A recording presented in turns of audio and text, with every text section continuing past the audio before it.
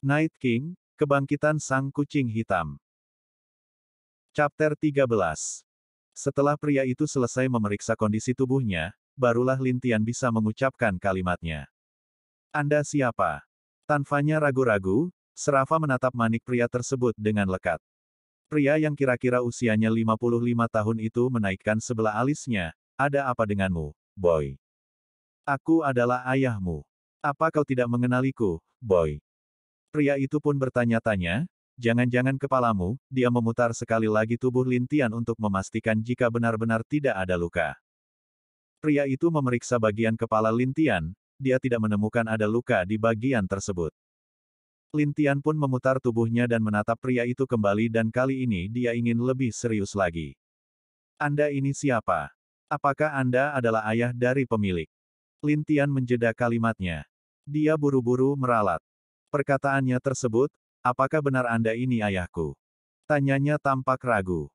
Lin Tian mencoba menelisik ingatan dari pemilik tubuhnya tersebut, dia menemukan memang benar pria yang ada di hadapannya sekarang ini adalah ayah dari pemilik tubuhnya. Namun, yang Lin Tian lihat samar-samar, tidak menunjukkan sosok aslinya lebih jauh dan setelahnya ingatan tersebut pun menghilang. Inilah yang membuat Lin Tian sangat takut andai dirinya terlalu banyak mencari tahu informasi dari ingatan pemilik tubuhnya tersebut. Ada apa dengan pertanyaanmu, boy? Kau seolah tidak mengenali diriku. Lihatlah. Aku ini ayahmu, Lin Pan. Pria itu pun memperkenalkan dirinya yang bernama Lin Pan. Mendengar nama tersebut, seketika itu saja Lin Tian merasakan sakit yang luar biasa di bagian kepalanya kembali. Dia memegangi kepalanya yang seperti ditimpa beban yang sangat berat. Lin Xiao. Lin Hua. Cepat kemari.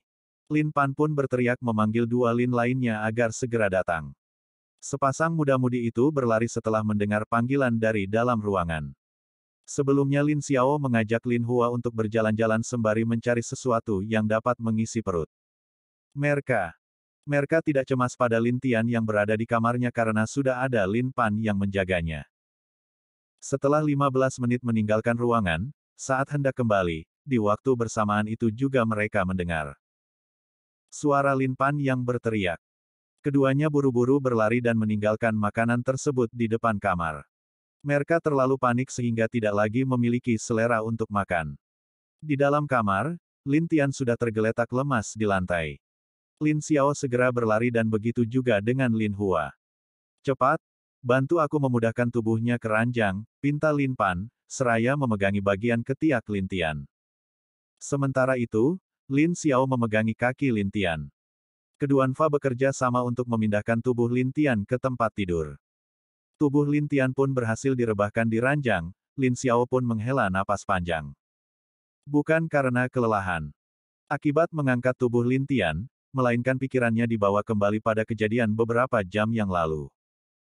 Hal serupa pun terjadi pada Lin Tian, saat itu dirinya dan Lin Hua begitu panik serta cemas dengan kondisi Lin Tian yang mendadak jatuh pingsan. Namun, setelah sampai di rumah sakit saat itu juga Lin Tian pun tersadar, yang membuat Lin Xiao geleng-geleng kepala. Ialah karena Lin Tian pingsan hanya karena dia kelaparan. Lin Xiao berpikir, apakah saat ini Lin Tian tidak sadarkan diri karena kelaparan lagi atau rasanya tidak mungkin, gumam Lin Xiao seraya menghela napasnya dengan berat. Apa? Ayah sudah memanggil dokter? Tanya Lin Hua. Pertanyaan itu dia tunjukkan pada Lin Pan yang tampak panik. Ketika Lin Tian tidak sadarkan diri kembali. Netranya dengan Lin Pan berada dalam garis lurus. Namun, setelah itu Lin Pan menjatuhkan pandangannya pada Lin Tian. Aku sudah memanggil dokter, tapi kenapa mereka lama sekali? Lin Pan pun mulai dilanda kecemasan, dia melihat ke arah pintu masuk, tetapi tidak ada satupun orang yang datang. Dari arah sana. Sudah cukup lama dari terakhir kali Lin Pan memanggil dokter. Lin Hua pun sama paniknya dengan Lin Pan, sebagai seseorang yang sangat peduli dengan Lin Tian, dia merasa harus mengambil tindakan cepat. Mengetahui dokter tidak kunjung datang, akhirnya Lin Hua memutuskan untuk mencari sendiri dokter tersebut. Ketika kakinya hendak diayunkan, di waktu yang hampir bersamaan salah satu dokter pun datang. Biarpun dia bukan dokter yang merawat Lin Tian sebelumnya, tetapi itu sudah membuat Lin Hua senang. Kehadiran dokter tersebut membawa jin segar pada Lin Hao dan Lin Pan. Maaf, atas keterlambatan diriku, kata dokter itu, seraya membungkukkan tubuhnya di hadapan Lin Pan dan muda-mudi pemilik marga Lin lainnya. Dokter tersebut datang bersama dengan 2 orang perawat yang berstatus tetap dan 2 perawat lainnya yang berstatus magang. Dia mulai memeriksa kondisi Lin Tian, lalu dibantu dengan 2 perawat dan 2 lainnya diam sambil mencatat hal-hal yang ada penting. 5 menit berikutnya, dokter pun selesai memeriksa kondisi Lin Tian.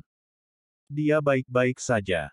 Tidak ada yang perlu kalian cemaskan, kata dokter itu memberikan diagnosanya. Mendengar hal tersebut, Lin Pan pun menghela napas. Setidaknya dia sekarang merasa lega saat tahu kalau Lin Tian baik-baik saja.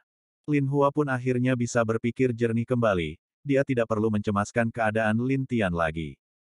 Sekarang, sudah aku duga, dia hanya sedang membuat drama agar semua orang cemas dibuatnya.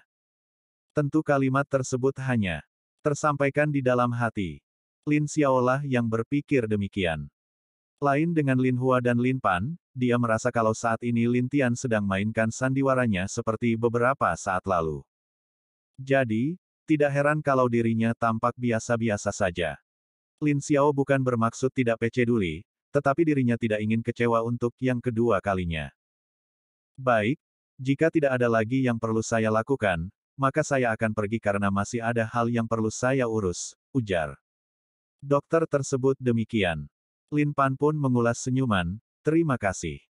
Ketika kalimat itu terlontar, di waktu yang hampir bersamaan Lin Tian mulai membuka matanya.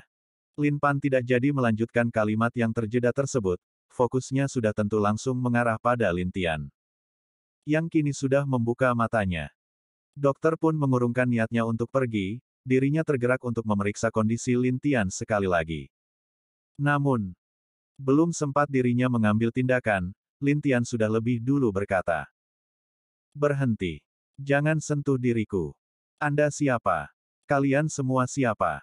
Tanya Lin Tian dengan naga ketakutan serta berada di bawah tekanan. Tangannya mengangkat sebagai isyarat dia tidak ingin disentuh. Dokter pun memahaminya dan memberi menganggukkan kepala sebagai tanda agar Lin Pan dan lainnya tidak mendekati Lin Tian seperti permintaan pemuda tersebut. Lin Tian pun tampak memegangi kepalanya yang terasa sangat sakit. Rasa sakitnya berkali-kali lipat dari sebelumnya. Dia merasa kepalanya itu akan meledak. Dokter pun mencoba untuk menenangkan Lin Tian. Dia mengedipkan matanya, memberi isyarat pada perawat untuk membantunya mengatasi situasi sekarang. Perawat itu memahami isyarat tersebut, tangannya secara cekatan mengambil jarum suntik, lalu tanpa Lin Tian sadari, perawat itu menyuntikkan obat penenang pada tubuh Lin Tian. Walaupun sempat ada perlawanan dari Lin Tian, tetapi akhirnya perawat itu akhirnya bisa menyuntikkan obat penenang tersebut di pergelangan tangan Lin Tian. Beberapa detik kemudian Lin Tian tampak mulai tenang.